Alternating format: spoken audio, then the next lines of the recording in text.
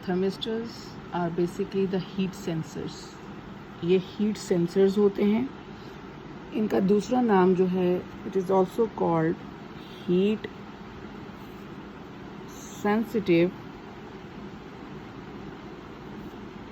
Resistor. ठीक है जी। And this word thermistors come from the two words. ये दो वर्ड्स से मिलकर बना है, दैट इज थर्मल, थर्म, यहाँ से जो वर्ड बोलते हैं थर्म मीन्स थर्मल, एंड ये जो लास्ट इसका जो पार्ट इससे कंबाइन किया गया that is called the resistor. Therm का मतलब यहाँ पर क्या होता है, that is heat. So thermistors are made up of two different words, thermal and resistor, that is why it is called thermistors. Thermistors ऐसे रेजिस्टर्स होते हैं जिनकी रेजिस्टेंस डिपेंड करती है टेम्परेचर के ऊपर।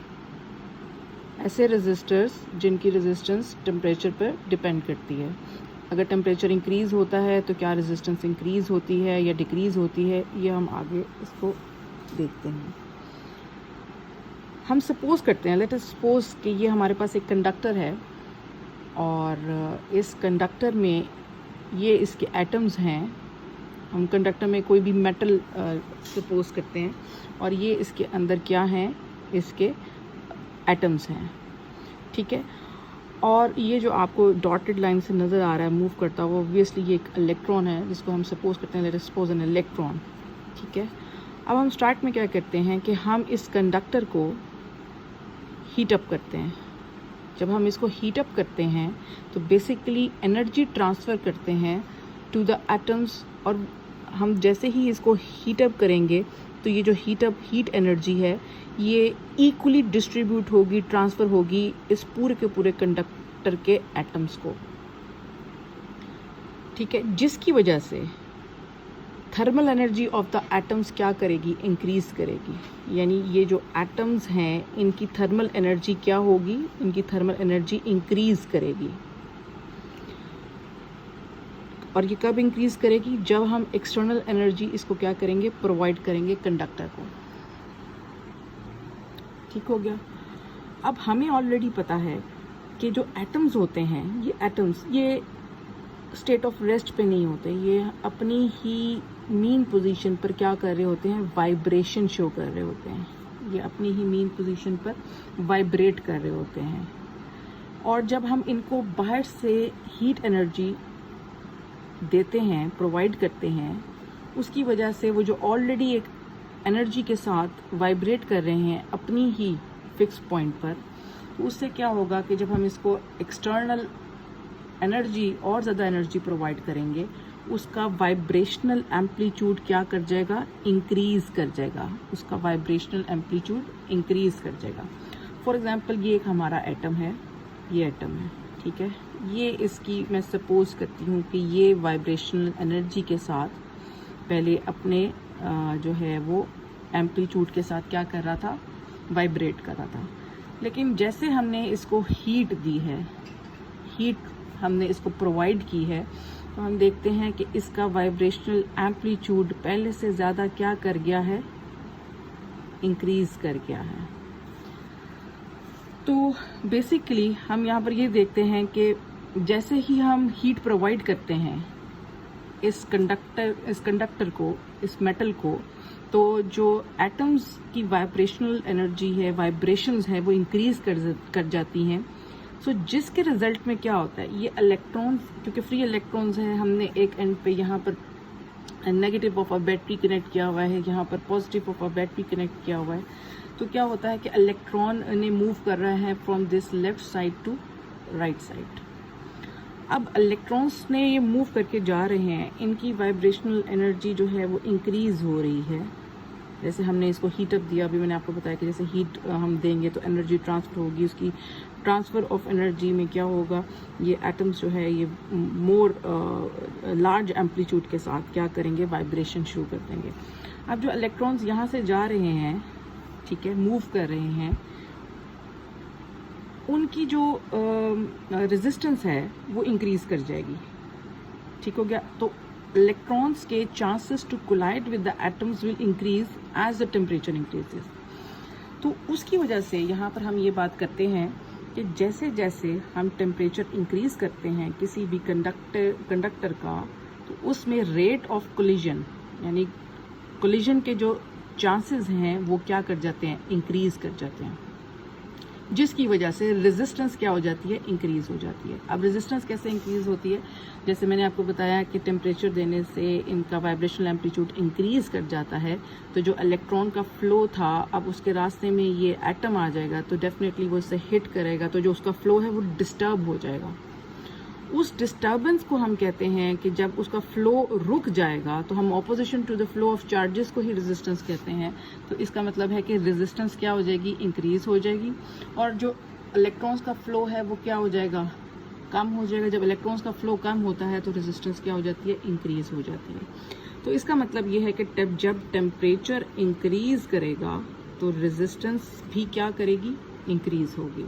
और ऐसे केसेस में इलेक्ट्रॉन अपनी एनर्जी क्या करता है, लूज करता है। और ये कौन सी एनर्जी होती है जो इलेक्ट्रॉन लूज करता है, वो होती है उसकी काइनेटिक एनर्जी, क्योंकि उसकी मोशन जो है वो स्लो हो जाती है, जिसकी वजह से उसकी रेजिस्टेंस जो है वो इंक्रीज कर जाती है। और रेजिस्टेंस किसके ऊपर डिपेंड करती है, टेम्परेचर के ऊपर। So that is why we called such resistors जिनकी रेजिस्टेंस जो है वो डिपेंड करती है टेम्परेचर के ऊपर। तो अभी आपने देखा है यहाँ पर कि जैसे जैसे हम किसी भी कंडक्टर को टेम्परेचर देते हैं, उसको हीट अप करते हैं, तो एज अ रिजल्ट उस मटेरियल की एटम्स जो है वो लार्ज एम्पलीट्यूड के साथ वाइब्रेट करना शुरू कर देते हैं, जिसकी वजह से इलेक्ट्रॉन्स का फ्लो स्लो हो जाता है। और इलेक्ट्रॉन्स का फ्लो स्लो होने की वजह से रेजिस्टेंस क्या हो जाती है, इंक्रीज हो जाती है। सो टेम्परेचर देने से रेजिस्टेंस इंक्रीज हो जाती है। ऐसे रेजिस्टर्स को हम कहते हैं that are called the thermistors. ठीक हो गया। दैट इज़ वाई हम इसको हम कहते हैं कि थर्मल रेजिस्टर। ये ऐसे रेजिस्टर्स हैं जो हीट पे डिपेंड करते हैं, जिनकी रेजिस्टेंस वेरी करती है टेम्परेचर के इंक्रीज या डिक्रीज करने पर। और it is also called the heat sensors, heat sensitive resistors भी इनको कहते हैं। अब फॉर एग्जांपल हमारे पास कुछ ऐसे मटेरियल हैं जिनको हम सेमीकंडक्टर्स कहते हैं, और सेमीकंडक्टर्स जो मटेरियल हैं ये बिल्कुल इनका ऑपोजिट फिनोमेना होता है मेटल की निस्बत, कंडक्टर्स की अकॉर्डिंगली अगर देखा जाए तो। इसमें कोई भी फ्री इलेक्ट्रॉन नहीं होता at low temperature. They have semiconductors के पास लो टेम्परेचर पे कोई भी फ्री इलेक्ट्रॉन नहीं होता। कुछ ये for example let us suppose कि हमारे पास सेमीकंडक्टर की एक वायर है और इसमें इलेक्ट्रॉन्स जो हैं वो बाउंड हैं अपने एटम्स के साथ, या हम ये कह सकते हैं कि कुछ इलेक्ट्रॉन्स इसमें से हैं जो बहुत लेस मूवमेंट शो कर रहे हैं, इलेक्ट्रॉन्स की जो बहुत कम मूवमेंट है एट लो टेम्परेचर। हम क्या करते हैं, हम इनको जब हीट प्रोवाइड करते हैं इस सेमीकंडक्टर मटेरियल को, तो उस केस में क्या होता है, जो एटम्स होते हैं ये अपने लास्ट शेल यानी कि वैलेंस शेल से इनके इलेक्ट्रॉन्स जो हैं वो फ्री हो जाते हैं। जैसे ही, क्योंकि वैलेंस शेल के जो इलेक्ट्रॉन्स होते हैं वो बहुत ज़्यादा जो है हम कहते हैं कि लूजली बाउंड होते हैं, उनको जैसे ही थोड़ी सी एनर्जी मिलती है तो वो अपना वैलेंस शेल से बाहर निकल जाते हैं और अवेलेबिलिटी शो कर देते हैं किसके लिए, कंडक्शन के लिए। यही कंडीशन होती है कि कंडक्शन के लिए हमें फ्री इलेक्ट्रॉन्स चाहिए, तो जैसे ही हम उनको थोड़ी सी भी एनर्जी देंगे वो अपने वैलेंस शेल से बाहर निकलेंगे और अवेलेबल हो जाएंगे कंडक्शन के लिए। तो सेमीकंडक्टर मटेरियल में हम क्या कहते हैं, इट इज़ द मेटल के ऑपोजिट फिनोमिनन इसमें यूज़ होता है। हम कहते हैं जैसे ही हम टेम्परेचर इंक्रीज़ करते हैं वैसे ही उसकी रेजिस्टेंस क्या हो जाती है, डिक्रीज़ हो जाती है।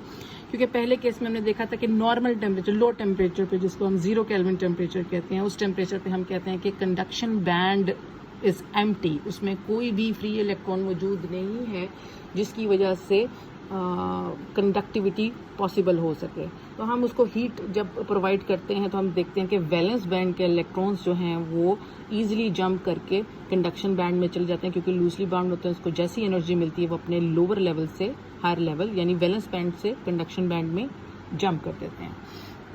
तो जब वो कंडक्शन बैंड में जंप करते हैं तो हमें तो कंडक्शन बैंड में फ्री इलेक्ट्रॉन्स चाहिए, तो जो फ्री इलेक्ट्रॉन्स कंडक्शन बैंड में टेम्परेचर हाई इंक्रीज करने से आ जाते हैं।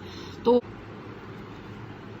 सेमीकंडक्टर मटेरियल्स में हम कहते हैं कि टेम्परेचर इंक्रीज़ करने से रेजिस्टेंस डिक्रीज़ करती है, और इसका जो फिनोमिनन है it is opposite to the metals. जैसे ही हम हीट देते हैं तो उसमें वैलेंस बैंड का इलेक्ट्रॉन जंप करके कंडक्शन बैंड में चला जाता है और वहाँ जाके फ्री बिहेव करता है, जिसकी वजह से वहाँ पर करंट रेजिस्टेंस जो है वो डिक्रीज़ कर जाती है और करंट का फ्लो इंक्रीज़ कर जाता है। और ये कैसे होता है? जैसे ही हम टेम्परेचर इंक्रीज़ करते हैं। ये सिर्फ सेमीकंडक्टर मटेरियल में पॉसिबिलिटी है, जबकि मेटल्स में बिल्कुल इसके ऑपोजिट होता है। मेटल्स में क्या होता है कि जैसे ही हम टेम्परेचर इंक्रीज़ करते हैं उसकी रेजिस्टेंस भी इंक्रीज़ कर जाती है, लेकिन इसमें उसके ऑपोजिट फिनोमेना है। अब इसके बाद ये हमारे पास कितने टाइप्स के जो है वो सेमीकंडक्टर थर्मिस्टर्स हैं। We have 2 types of thermistors. एक को हम कहते हैं PTC, that is positive temperature coefficient. Positive temperature coefficient कहते हैं, पॉजिटिव टेम्परेचर कोफिशिएंट थर्मिस्टर्स कहते हैं। And the second one is the negative temperature coefficient thermistors भी कहते हैं। जो पॉजिटिव टेम्परेचर कोफिशिएंट होते हैं ये ऐसे थर्मिस्टर्स हैं जिनका टेम्परेचर इंक्रीज़ करने से रेजिस्टेंस भी क्या हो जाती है? इंक्रीज़ हो जाती है। रेजिस्टेंस भी इंक्रीज़ हो जाती है, यानी टेम्परेचर इंक्रीज़ करने से रेजिस्टेंस इंक्रीज़ हो जाती है। और इनकी एग्जांपल्स क्या है? मेटल्स, जो अभी हमने फर्स्ट केस में पढ़ा था कि अगर कंडक्टर्स जिसमें मेटल्स की अगर हम बात करें तो टेम्परेचर इंक्रीज़ करने से रेजिस्टेंस इंक्रीज़ करती है। जबकि सेमीकंडक्टर मटेरियल्स को हम क्या कहते हैं? NTC। NTC क्या होता है? नेगेटिव टेम्परेचर कोफिशिएंट को कहते हैं। दैट इज़ दी वो सेमीकंडक्टर्स होते हैं। इसमें उसके बिल्कुल ऑपोजिट होता है। सेमीकंडक्टर्स में क्या होता है कि टेम्परेचर इंक्रीज़ करने से रेजिस्टेंस क्या कर जाती है? डिक्रीज़ हो जाती है। और इनके यूजेस, बहुत सारे यूजेस हैं, इनको बहुत सारी जगहों पे यूज़ किया जाता है। जैसे कि हम कहते हैं कि अगर हमारे पास पॉजिटिव टेम्परेचर कोफिशिएंट थर्मिस्टर है, ये एक ऐसा है कि हमारे पास सर्किट में अगर हमने लगाया हुआ है PTC, तो उसके it's increase the resistance reduces the current. जो जैसे ही इसकी रेजिस्टेंस इंक्रीज करती है, ये जो हम PTC की बात करते हैं, तो जैसे ही इसकी रेजिस्टेंस टेम्परेचर के इंक्रीज होने से इंक्रीज होगी तो उसकी वजह से करंट की वैल्यू क्या कर जाएगी? डिक्रीज कर जाएगी। As we know that current and resistance are inversely proportional. तो रेजिस्टेंस के इंक्रीज करने से करंट क्या हो जाता है? डिक्रीज हो जाता है। और हम ये यूज़ करते हैं कि जहाँ डेंजरसली हम कहते हैं कि करंट की वैल्यू एकदम से इंक्रीज कर जाती है, तो वहाँ पर हम PTC को यूज़ करते हैं ताकि वो करंट की वैल्यू को रिड्यूस कर सके। और सिमिलरली ये डिफरेंट जगहों पे यूज़ होती है। हमारे जितने इलेक्ट्रॉनिक डिवाइसेस हैं जहाँ पर हमें होता है कि टेम्परेचर इंक्रीज़ हो रहा है और उसकी वजह से रेजिस्टेंस में वेरिएशन आती है, तो वहाँ पर हम ये PTC और NTC को यूज़ करते हैं। फॉर एग्जांपल कार्स में यूज़ होते हैं, एयरक्राफ्ट्स में यूज़ होते हैं, एयरक्राफ्ट के विंग्स में यूज़ होते हैं। फॉर एग्जांपल एयरक्राफ्ट के विंग्स पर अगर आइस स्टोर हो जाता है तो उसके टेम्परेचर डिक्रीज़ कर जाता है, तो थर्मिस्टर हम वहाँ लगे होते हैं एयरक्राफ्ट के विंग्स पर, जिसकी वजह से वो सेंस कर लेता है कि जैसे ही टेम्परेचर इंक्रीज़ होता है या डिक्रीज़ होता है। तो अगर फॉर एग्जांपल टेम्परेचर डिक्रीज़ होता है तो हीटर को हम ऑन करते हैं, तो हीटर ऑन होने से आइस जो है वो मेल्ट हो जाती है। तो इसका मतलब है कि ये काफ़ी जगहों पर यूज़ होता है। और इसके अलावा डिफरेंट यूजेस जो हैं वो आपकी बुक में भी लिखे हुए हैं। जैसे कि हम कहते हैं कि ये यूज़ किया जाता है कि जो माइक्रोवेव ओवन होता है उसके टेम्परेचर को कंट्रोल करने के भी हम यूज़ करते हैं इसको। इसके अलावा ये अदर इलेक्ट्रॉनिक डिवाइसेस में हम PTC को यूज़ करते हैं ताकि हम जैसे ही टेम्परेचर इंक्रीज़ होता है तो रेजिस्टेंस भी इंक्रीज़ होती है, और उसको हम कैंसिल आउट करने के लिए उस इफेक्ट को हम इन थर्मिस्टर्स को यूज़ करते हैं। ये इसके अलावा क्योंकि हीट सेंसर्स होते हैं तो फायर अलार्म में भी यूज़ होते हैं। इसके अलावा हम इसको एक और काम के लिए भी यूज़ करते हैं कि जैसे टेम्परेचर सेंसर है, ये कन्वर्ट करता है टेम्परेचर को इनटू इलेक्ट्रिकल वोल्टेज। ये इस काम के लिए भी यूज़ किया जा सकता है। Conversion of one energy into another energy के लिए यूज़ किया जाता है। और एक लास्ट पॉइंट में एक चीज़ रह गई है कि ये जो थर्मिस्टर्स हैं ये किस चीज़ से मिलके बने होते हैं, ये किस चीज़ का मटेरियल इसमें यूज़ होता है। It is made up of semiconductor materials, जिसमें हम सिरेमिक्स की बात करते हैं। सेमीकंडक्टर